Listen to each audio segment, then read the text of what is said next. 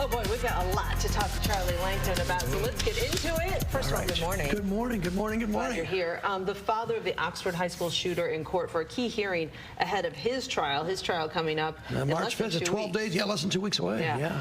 Charlie Langton joining us now. So you were there for the first trial involving the mother of the Oxford High School shooting, Jennifer Crumbley. What's happening now with James Crumbley? Yeah, so he was in court yesterday, so I was there as well. I saw James Crumbley. So this is a little bit different. The only big, well, I guess the big difference is that James Crumbley allegedly purchased the murder weapon that eventually his son used to kill 4 students at the Oxford High School. So the big issue that the judge has not yet ruled on, but this judge, Cheryl Matthews, should rule any moment on, is whether or not this trial should be moved out of Oakland County. Change of venue is the legal word, but it means really that a jury pool they've already prejudged the case. Some say it can't be fair, but it's really, if you prejudge a case, well, how do you do that? Because of all the publicity that we've had and all the pundits around that says, you know, Jennifer Crumbley was guilty. And we gave this a lot of coverage, and not just us. This is a national story. So the issue, the defense attorney, the attorney representing James, says we can't get a fair trial in Oakland County, move it to another county. And there are some rules with that. But the judge has not yet ruled on that. The prosecutor, however, says there's some 1.2 million people in Oakland County. You mean to tell me you can't find 12 people that have either never heard of this case, or the test really is that have not prejudged the case? And they could only judge the case on what is admissible in evidence. Charlie, a lot of the business, I believe it was yesterday, and they were talking about the guy who owned the gun before he purchased. Why is that relevant?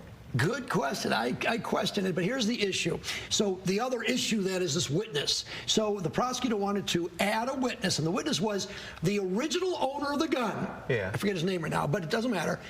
He sold the gun to the gun store. And then James bought the gun. Why is that relevant? When he sold the gun, there was a trigger lock on it. And the trigger lock was sold to the gun store, and the gun store sold the gun and trigger lock to James. And when the cops found the gun, when the sheriffs found the gun, the trigger lock was intact, never opened. So therefore, it goes that the allegation from the prosecutor is that James should have had a trigger lock, should have done something more to lock up the guns, and that therefore so he the was onus is now really on him. He's negligent. So they're going to do a little chain of evidence at that gun. They probably do need this witness. Probably relevant.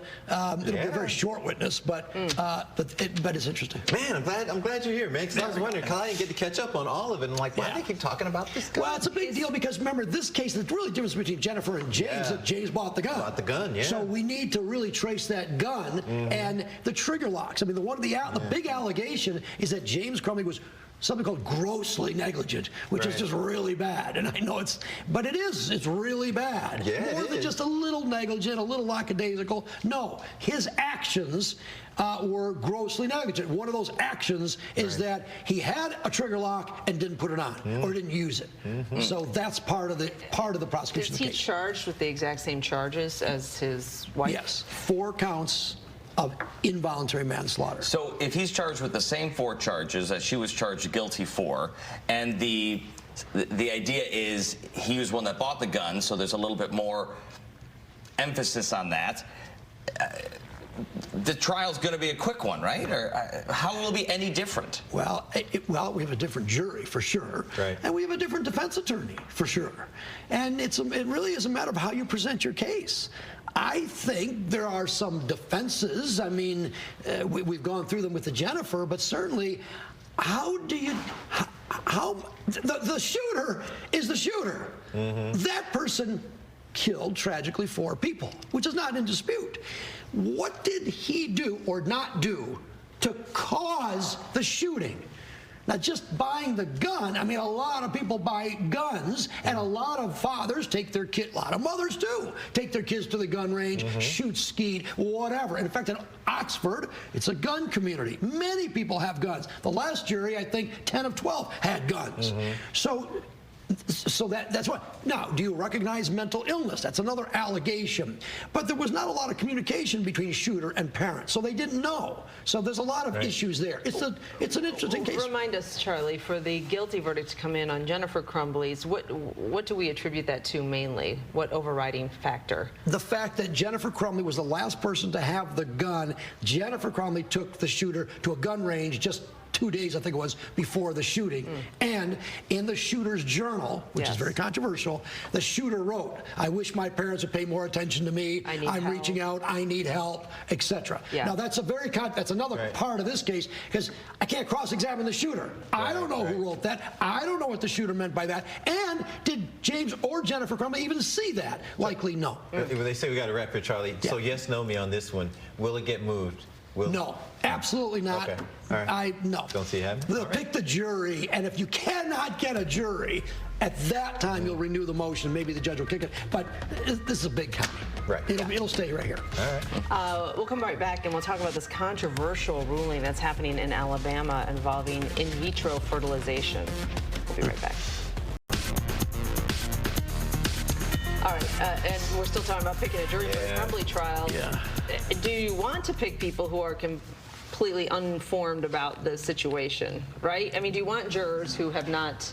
It's hard to... It seems like it'd be hard to find those people. The test is not that you can't have amnesia, you can't have any recollection. It's can you be fair? That's really the test. Now, people say, oh, of course I can be fair. Yes. And it's the art of the lawyer. Do I really trust you? I really want jurors that I can tell a story to and listen to me. Will you listen to me? Would I like swayed? You? And you could. It's just you get it's a first impression kind of thing. It really is an art to picking a jury. I'm reading a book right now called Talking to Strangers by Malcolm Gladwell, and it's almost impossible because he points out some legal stuff where we think we can read strangers. I know, it's really tough. Let's talk about Alabama. The state Supreme Court has ruled that frozen embryos are the legal equivalent of children.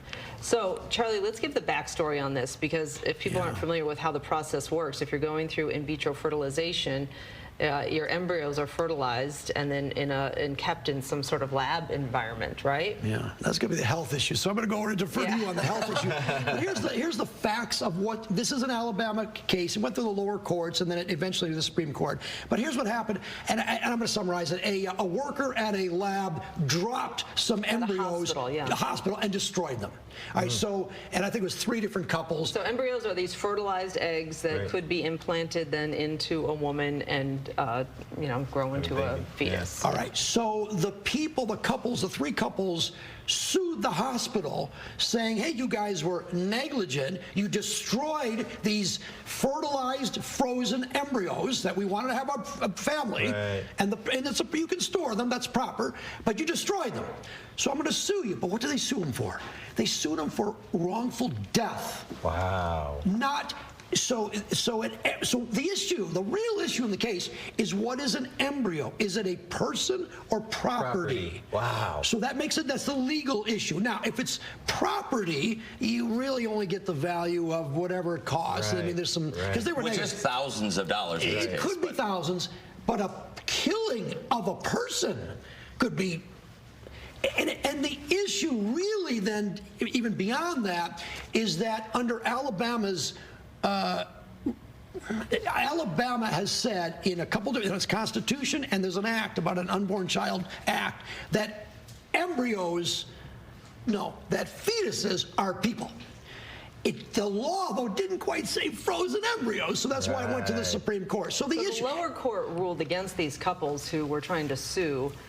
And that's why, and then it ended up in the Alabama State Supreme Court. Right, because there was an interpretation over this embryo, these frozen embryos. Are they people or not? In Alabama, you can't get an abortion. They've ruled it unless I think it's to save the life of the mother, although there's some restrictions on that.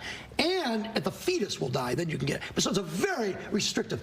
To suffice it to say, you can't even get an abortion in Alabama. Now, I'm going to prejudge this thing, because this is just the law. The U.S. Supreme Court, Roe versus Wade, overturned, said basically states can decide if they want abortion or not. That's the law of this land at this time. And the abortion argument comes in because it's all, where does life, it's the argument of where does life begin. So now the Alabama State Supreme Court is calling these embryos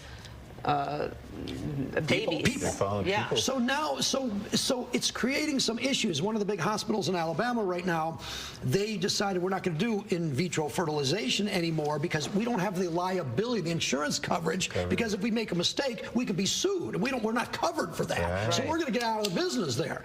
Also, in divorce cases, often the couples will freeze embryos and then decide, is this property or human? I don't know where that one's going to go. And there's also the criminal element. I mean, if we get into a fight, and I mean, if I assault you but you lose your baby, is that a murder? Well, what about the employee that dropped them? Is that a criminal thing too? Is that manslaughter? Probably not. I'm assuming. I don't know the facts that well. I'm assuming it's just a negligence, but it does give liability to the hospital. So, but the issue is the damages. But the issue, again, getting into it is this a baby or not? And the irony, the cruel irony, is that the families who sued because they want to have these families and they have to go through in vitro fertilization, now they have made it worse for everybody inadvertently. This decision, now no one which was unforeseen by them, has now changed the whole landscape of IVF in Alabama. And correct me, I know you've done some work on this, but IVF, so if I want to have a baby, I'm going to fertilize multiple eggs. When one takes, what do I do with the other fertilized eggs? As I understand the medical procedure, you destroy them. You don't need them. Well, or you store them. Or restore them. Yeah, you store them. But under this ruling, I don't know if I'm a hospital, I'm going to destroy any fertilized eggs. Despite the fact that they're not needed. Again, this is changes everything. It's medical and the law come together. You letting it rip, Charlie? We are going to do that. We're going to talk about there's some numbers coming up, Biden and Trump, who's ahead in Michigan, and what about these wars that were going on in Gaza and the Ukraine? How long will they last? Oh, you guys have an answer to that? We do not have an answer to that. But tune in tonight at 10:30. Don't make us wait. Tune in tonight at 10:30. We'll have some kind of an answer. It's important to keep the conversation going. That's the primary's Tuesday. Primary's Tuesday. Coming up. Oh boy. All right, we'll take a quick break and be right back.